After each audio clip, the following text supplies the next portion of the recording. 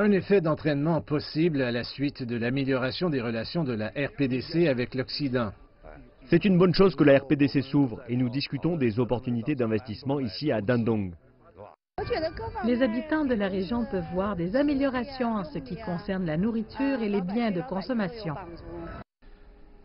Les gens viennent de plus en plus nombreux à Dandong, une ville du nord-est de la Chine à quelques kilomètres de la frontière de la RPDC.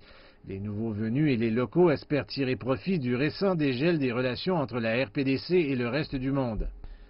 Dans le nouveau district de Dandong, un pont vers la RPDC a été achevé il y a 3 ans, mais il n'est toujours pas ouvert à la circulation. Donc, peu de gens ont emménagé et cela ressemble à une ville fantôme.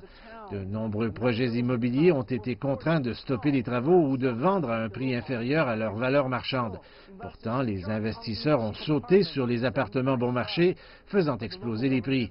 Mais le gouvernement local a alors commencé à interdire aux non-résidents de vendre ou d'échanger leurs appartements nouvellement achetés dans le nouveau district dans un délai de 5 ans. L'afflux d'investisseurs a stimulé le marché immobilier local.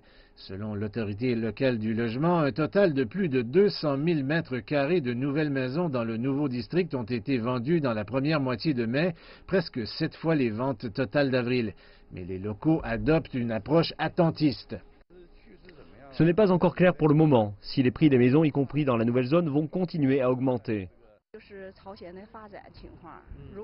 Si le développement de la RPDC s'accélère, il pourrait y avoir plus d'investisseurs venant à Dandong pour stimuler l'économie locale.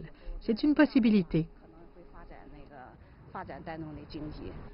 Et un investisseur local a déclaré que, bien que la RPDC offre des opportunités de développement, cela pourrait prendre des années. Je ne pense pas que Dandong verra des résultats du jour au lendemain, une fois que la RPDC va s'ouvrir au reste du monde. Les gens devraient être rationnels, puisque l'achat d'une nouvelle maison n'est pas comme acheter un produit quotidien que nous pouvons jeter s'il n'est pas bon. Le coût d'achat d'une maison est élevé et le coût d'entretien est également assez élevé.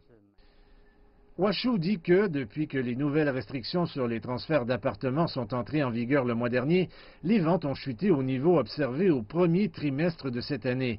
Les prix dans le nouveau district restent en moyenne autour de 5 000 yuan ou 780 $ américains le mètre carré, environ 20% de plus qu'il y a 2 mois.